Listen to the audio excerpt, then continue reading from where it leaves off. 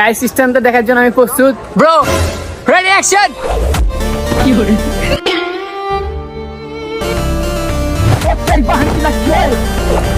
ও পানির নাম জীবন। হ্যালো বন্ধুরা, কি হলো?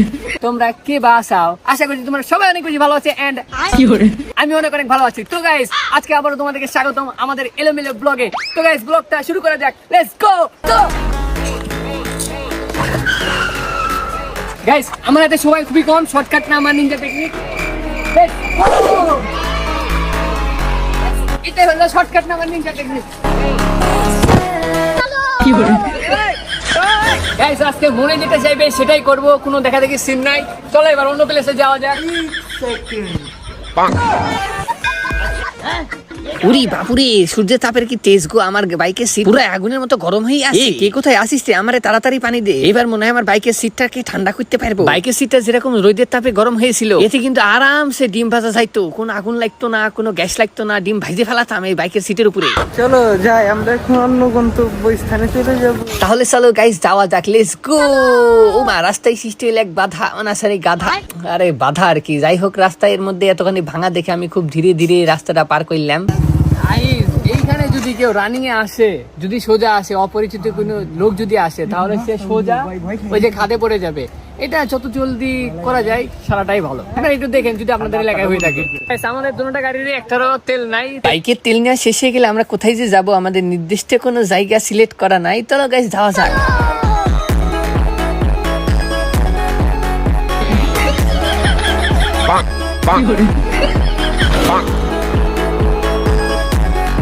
গাইস বাইক চালাতে চালাতে পুরো আমি টায়ার হয়ে গেছি, ও না মানে একটু ক্লান্ত হয়ে পড়েছি। মামনের কানে কানে বললাম এবার তুই আস্তে ধীরে হুন্ডাটা চালা। গ্রামের আশেপাশে ঘোরাঘুরি করার পর আমরা রাস্তার পাশে একটা হাই স্কুলের বড় মাঠ দেখতে পেলাম, সেখানে আমরা এন্ট্রি করলাম। চলেন গাইস দেখা যাক এখানে কোনো স্ট্যান্ড করার মতো প্লেস খুঁজে পাওয়া যায় কিনা। খুঁজতে খুঁজতে একটা পেয়ে গেলাম। হাই স্কুলের পাশে ছিল একটা প্রাইমারি স্কুল। এখানকার পায়খানা ছাদের উপর দিয়ে উঠা দেখি ওই প্রাইমারি স্কুলের ছাদের উপরে উঠে গেল মামুন। তারপর আমি আর দেরি না করে আমি ঝটাপট করে উঠে পড়লাম। এই যে গাইস এই ভাই ব্রাদার গুলোকে দেখছেন, এরা ফুটবল খেলা দেখা বাদ দিয়ে আমাদের স্ট্যান্ড দেখার জন্য ছাদের উপরে উঠে বলল। আর অন্যদিকে ক্যামেরাম্যান ছাদের উপরে উঠতে গিয়ে তার পকেট থেকে ফোনটা পড়ে গেল। গাইস দেখেন ইমন ভাইয়ের ফোনটার অবস্থা। গাইস ফোনটা কি ঠিকঠাক আছে নাকি ডেড হয়ে গেছে? চলেন গাইস দেখি। গাইস ইমন ভাই এইখানে উঠতে যায়, ওনার ফোনটা পকেট থেকে পড়ে যায়, দেন ডিসপ্লে অন্ধ হয়ে যায়। এটা ওনার কাজ হলো ভাই, ব্যাড লাক। ভাই কিছু করার নাই। রিয়েলি সরি, আপনার নামটা বেস্ট ছিল, একবারে নষ্ট হয়ে গেছে ডিসপ্লে। এখন আমরা একটা স্ট্যান্ড করার জন্য আরেকটা ছাদের উপরে গেলাম। তারপর আমি ক্যামেরাম্যানের হাত থেকে ক্যামেরাটা আমার হাতে নিয়ে নিলাম। এবার গাইস চলো তোমাদেরকে প্লেসটা দেখাই। গাইস এইখান থেকে মামুন একটা স্ট্যান্ড করবে, আমাকে বলতেছে যে আমাকে অনেক স্ট্যান্ড করতে হবে। তো ওই ছাদ থেকে এই ছাদে জাম্প করবে। এখানকার ডিসটেন্সটা অনেক, যা বলার মতো না। ওই যদি দিতে পারে তাহলে গাইস আমিও দিতে পারবো। আগে মামুনেরটা দেখবো আমরা, তারপরে আমি ট্রাই করবো। গাইস স্ট্যান্ডটা দেখার জন্য আমি প্রস্তুত। Bro ready action. ভাই ভাই দ্যাটস ক্রেজি বয়, ক্রেজি। ভাই তোর এত সাহস কেমনে ভাই? এইসব মানে তোর ভয় লাগে না ভাই? এই বিষয়টা একটু বলিন, কারণ আমি যে জায়গাটা একবার দেখি ওই জায়গাটা দেখলি কারণ আমার মাইন্ডে ঢুকে যায় যেখানে আমি দিতে পারবো কি পারবো না। ওকে গাইস আমি কি পারবো এটা? অবশ্যই পারবো, শিওর। আমি ব্যাক ফিল্ম না মারতে জাম্পটা দিতে পারবো। বাট গাইস তোমরা যদি প্রফেশনাল না থাকো তাহলে এরকম স্ট্যান্ড বা পার্কুর করার কোনো দরকারই নাই, ঠিক আছে? নাও আমি একবার ট্রাই করে দেখি, লেটস গো। গাইস আমি দৌড় দিয়ে এসে জাম্পটা দিতেই লাগছিলাম, কিন্তু গাইস আমাদের এই স্ট্যান্ড দেখার জন্য সবাই ফুটবল খেলা দেখা বাদ দিয়ে আমাদের স্ট্যান্ড দেখার জন্য চলে আসছে। আর এতগুলো মানুষের সামনে আমি স্ট্যান্ড করতে গিয়ে অনেকটা এক্সাইটেড হয়ে পড়েছিলাম। নাও ফাইনাল শুটটা এবার দেখে আসি, লেটস গো।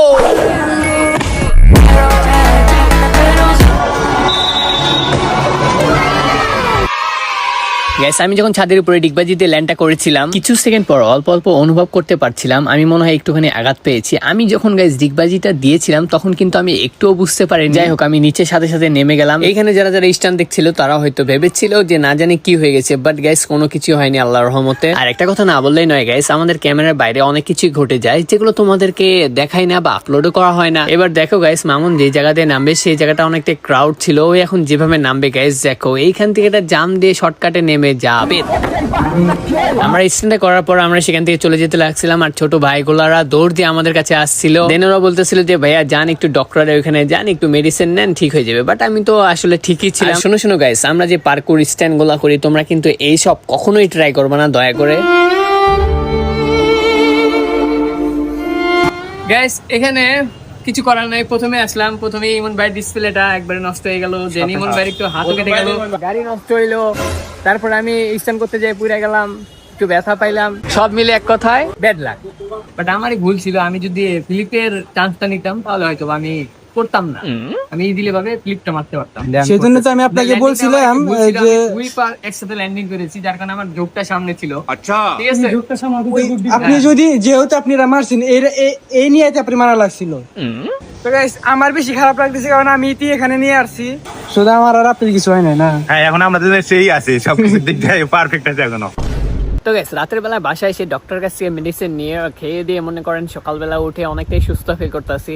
আর মেইনলি কি হয়েছে গাইস জানেন, তোমাদেরকে আমি দেখাই।